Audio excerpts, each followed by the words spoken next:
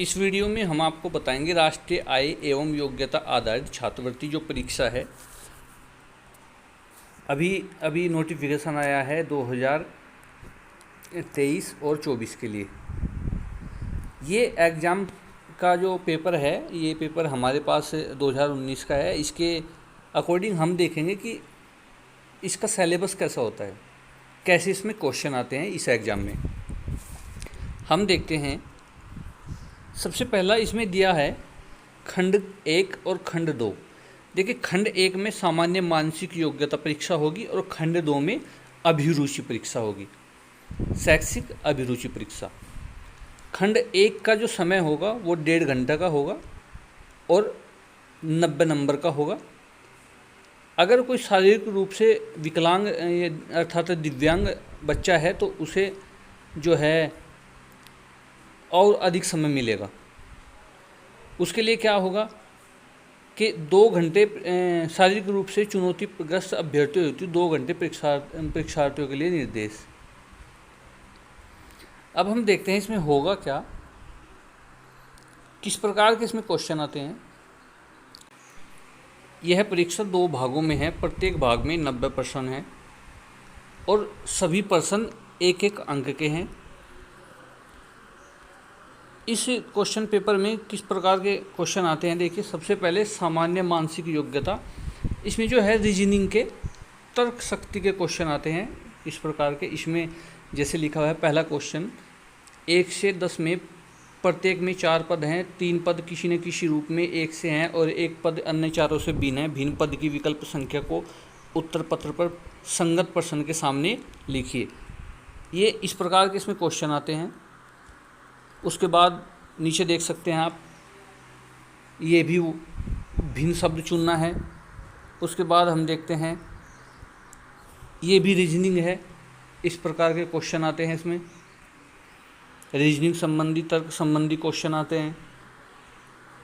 इसके बाद अगर हम नीचे चलें तो जो अगला सब्जेक्ट होता है इसमें, ये सारे रीजनिंग के ही क्वेश्चन है। इसमें तर्क शक्ति सबसे अधिक आती है। उसके बाद अगला पेज देखते हैं, इसमें है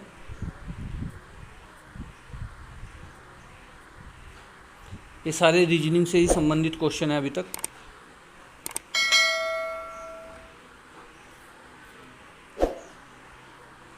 अब उसके बाद अगर हम देखें तो इसमें इस प्रकार की आकृति भी आती है, आकृति संबंधी क्वेश्चन भी इसमें आते हैं।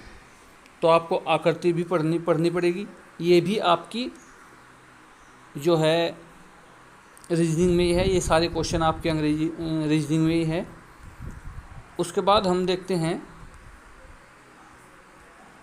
ये आता है आपका जो है पार्ट 2। ये खंड 2 है ना, तो इसमें आपके जो क्वेश्चन आएंगे वे आएंगे विज्ञान से संबंधित। ये आपका सब्जेक्ट है विज्ञान। जैसे मानव नेत्र किसी वस्तु का प्रतिबिंब बनाता है, अवतल लेंस से बना किसी वस्तु का प्रतिबिंब कैसा होता है। उसके बाद द्वितीयक सेल क्या है, कौन विद्युत रोधी है। आगे लिखा हुआ है 4 अंश सेल्सियस पर 1 मिलीमीटर पानी का द्रव्यमान निम्नलिखित होता है। तो ये आपके विज्ञान के क्वेश्चन आएंगे इस तरह सारे।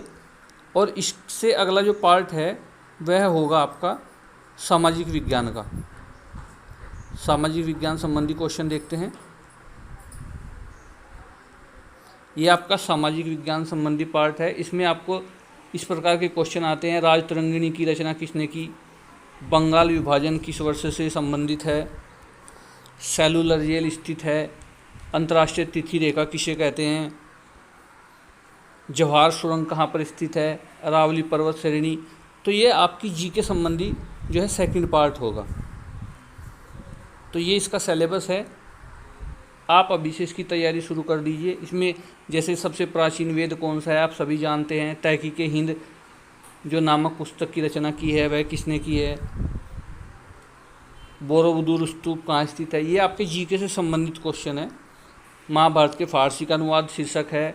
ये सभी इस प्रकार के क्वेश्चन इसमें आते हैं। उसके बाद जो अगला पार्ट है आपका, वह पार्ट है आपका गणित का।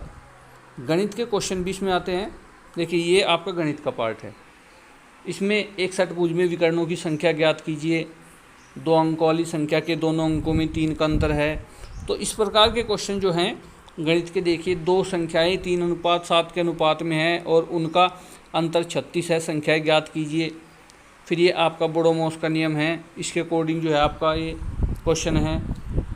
उसके बाद एक व्यक्ति अपनी आमदनी का 72% खर्च करके रुपये 6,300 प्रति माह बचाता है, उस व्यक्ति का मासिक खर्च क्या है। तो ये इस प्रकार के आपके क्वेश्चन आते हैं। अब आप इसकी तैयारी कीजिए। ये आपका क्वेश्चन लिखा हुआ है, एक थैले में 4 सफ़ेद और 2 काली सर्वसम गेंद है, थैले से बिना देखे एक गेंद निकाली जाती है। ये आपका प्रायिकता का क्वेश्चन है। उसके बाद आपका एक वृत्त में 2 परस्पर लंब व्यास के कितने युग्म खींचे जा सकते हैं। तो इस प्रकार के क्वेश्चन आपके आते हैं। आप इसकी तैयारी स्टार्ट कीजिए। धन्यवाद।